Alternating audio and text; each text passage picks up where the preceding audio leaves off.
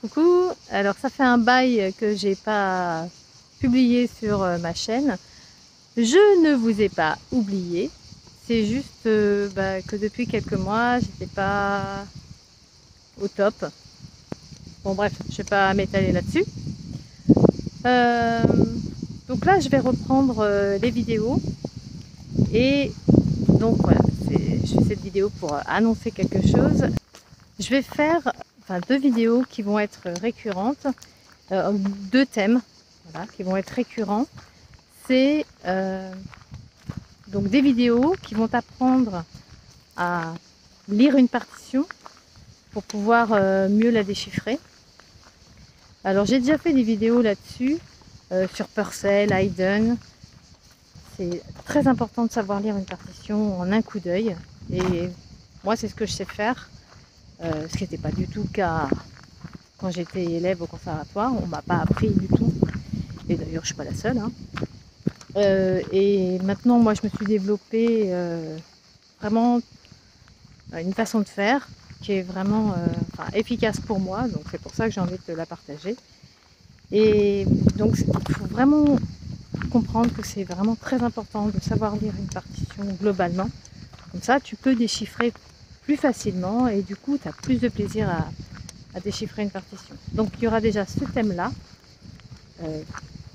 donc pour lire une partition, et il y aura des vidéos sur apprendre à écouter ou apprendre à entendre plutôt. Donc j'avais commencé déjà à faire une vidéo avec Bach où il fallait entendre si c'est la main droite ou si c'est la main gauche qui joue. Et ben là ça sera pour entendre si ça monte, si ça descend, si c'est dissonant ou pas. J'ai commencé à faire ce petit jeu avec mes élèves il y a quelques mois. En fait, ça fait très longtemps que je voulais faire ce genre de vidéo. Et très longtemps. C'était le cas quand j'étais prof à Yamaha. Sauf qu'on a tout un programme et donc, du coup, on n'avait pas le temps. En fait, j'ai toujours été intéressée par qu'est-ce qu'entendent les autres, qu'est-ce qu'ils entendent.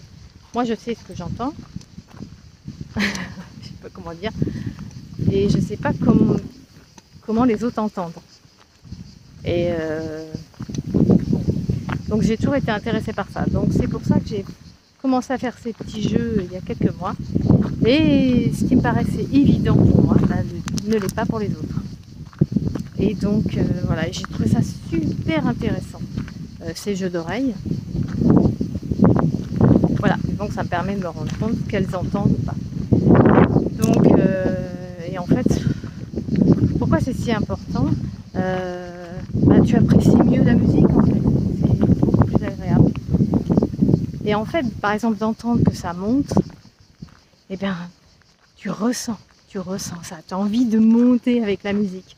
Il y a des musiques où ça monte au fur et à mesure et tu as envie de monter avec elle. Et ça, c'est du ressenti, mais il faut l'entendre que ça monte. Pour moi, c'est évident, mais est-ce que c'est évident pour toi? Ça, c'est autre chose. Donc, ça se développe. Alors, ce qui est intéressant, c'est que j'ai une élève adulte et une élève enfant, et je vois, c'est juste un petit panel, hein, mais ça permet de voir ce que l'adulte a acquis par rapport à l'enfant. Ça, c'est très intéressant aussi.